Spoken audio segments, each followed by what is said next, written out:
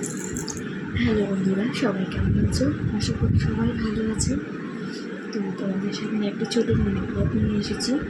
সেটা হচ্ছে প্রায় আমার বিয়ে হয়েছে 8 বছর হয়েছে। 8 বছরের মধ্যে এখন আমি কোথাও যাইনি। তো বাপের বাড়িতেও আমি যাইনি। তো আমার জেঠুর মেয়ে আমার দিদি হয়।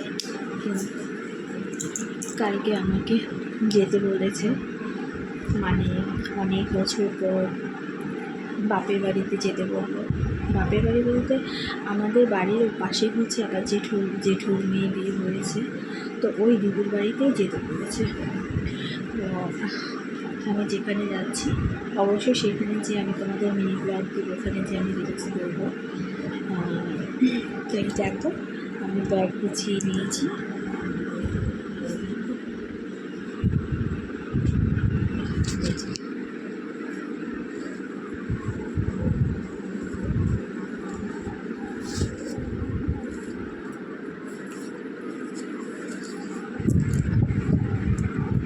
প্রায় 8 বছর পর আমি শ্বশুরবাড়ি থেকে কোথাও বেরোচ্ছি, নিজের লোকদের কাছে যাচ্ছি। প্রায় 8 বছর পর, 8 বছর 7.5 বছর হয়ে গেছে।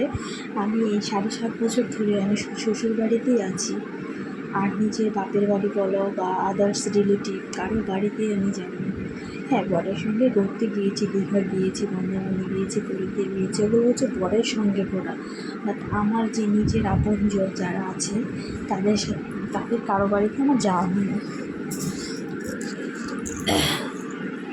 তো হঠাৎ করে দিদি ফোন করে খুব রিকোয়েস্ট করলো দিদির বাড়িতে যেয়ে যেন 2 দিন থেকে আসি। তো কালকে স্যাটারডে আমার হাজব্যান্ডের ছুটি অফিস, তো তার জন্য কালকে যাব। তো কালকে সকালবেলা বের হবো ভোর 6টায়। যেতে যেতে 1 থেকে 1.5 ঘন্টা লাগবে। তো তোমরা যারা আমার ভিডিও দেখো, যারা আমাকে ভালোবাসো, তোমাদের কাছে একটাই রিকোয়েস্ট করবো, প্লিজ সবাই আমার পাশে থেকে, সবাই আমাকে ভীষণ ভালোবেসো, আমাকে সাপোর্ট করো, যাতে আমি তোমাদের সামনে এভাবেই আসতে পারি। আর কালকে আমার ছোটো বাবুটাকে নিয়ে বের হবো, বাইকে করে যাব।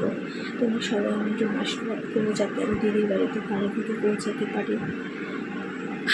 সত্যি কথা বলতে আমার বোনের মনটা ভীষণ খারাপ, কারণ আমি আমার বরকে রেখে 8 বছরে একদিনও কোথাও থাকিনি, কোনো জায়গায় থাকিনি। তার জন্য আমার বরের মনটা ভীষণ খারাপ। আমি চলে যাবো কালকে দিদির বাড়ি, কয়েকটা দিন থাকবো, 5-6 দিন থাকবো। তার জন্য আমার হাজব্যান্ডের মনটা ভীষণ খারাপ।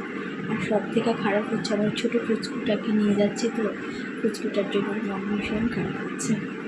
তো তোমরা যেখান থেকে আমার ব্লগ দেখো, আমার ভিডিও দেখো, যারা আমার সাপোর্ট করো, তাদেরকে বলবো সবাই আমার জন্য আশীর্বাদ করো, যাতে আমি ভালো মতো যেতে পারি, পৌঁছাতে পারি আমার ছোটো বাবুটাকে নিয়ে। সবাই ভালো থাকো, সবাইকে অনেক অনেক ভালোবাসা। Good night, tata.